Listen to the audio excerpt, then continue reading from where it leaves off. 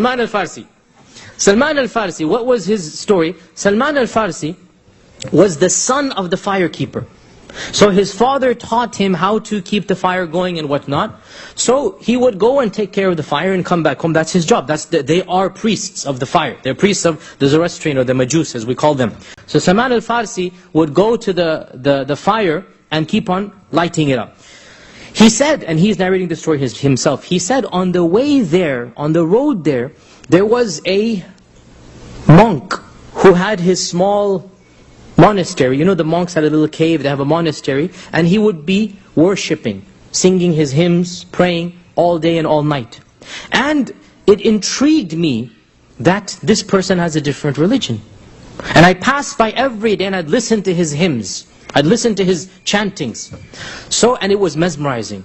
And it attracted me. So one day I had the guts to basically go and ask him, can you tell me about your religion?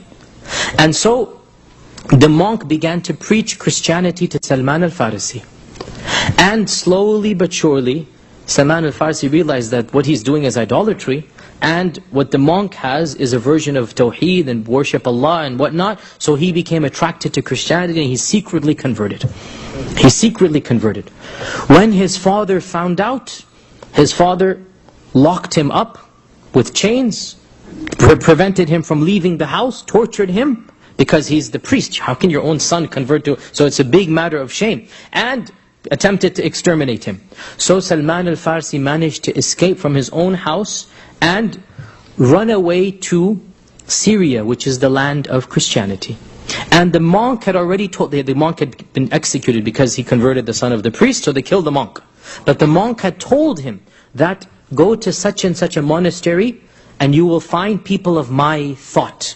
So Salman al-Farsi went there, and then to make a long story short, every time he went, he became the disciple, the main disciple of the monk, and the monk taught him how to worship. He remained a Christian. When each one died, he would tell him to go to another one. And this happened 4 times. When each one died, he would say, okay, now you go to this guy. So he went to that guy. And he went to... When he came to the 4th one, when the 4th one is about to die, listen to what he says. He says, that my companions who sent you eventually all over to me, my group of people, I don't know anybody remaining upon that understanding of Christianity. We're all gone now. This was the group that we had, but I don't know anybody left upon our understanding of Christianity. But you have come to a time when the promised one is about to come. What did they tell him? They said, you're just about to come to the time when the man that Jesus Christ predicted is about to come. We know it, the signs have been met.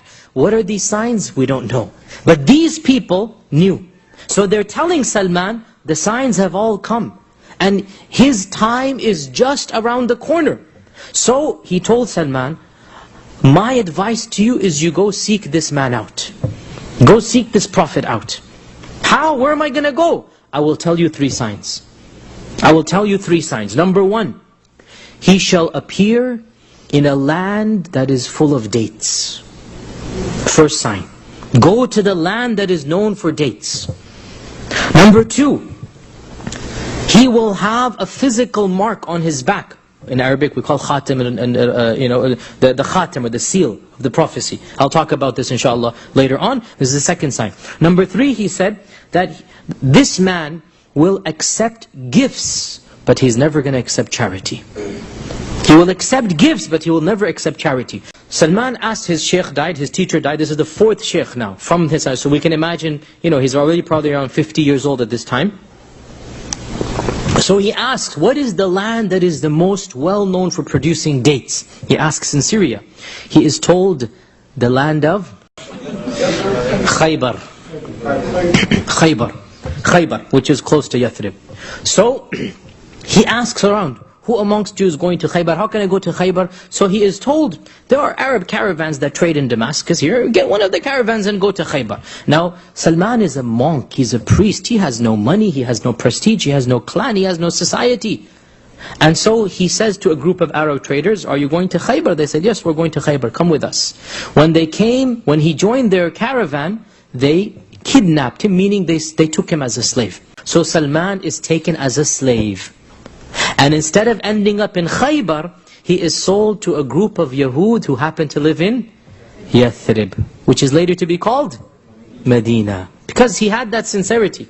And so for decades he toiled in Medina as a slave, as a 70-year-old man, subhanAllah. As a slave, he's toiling in Medina.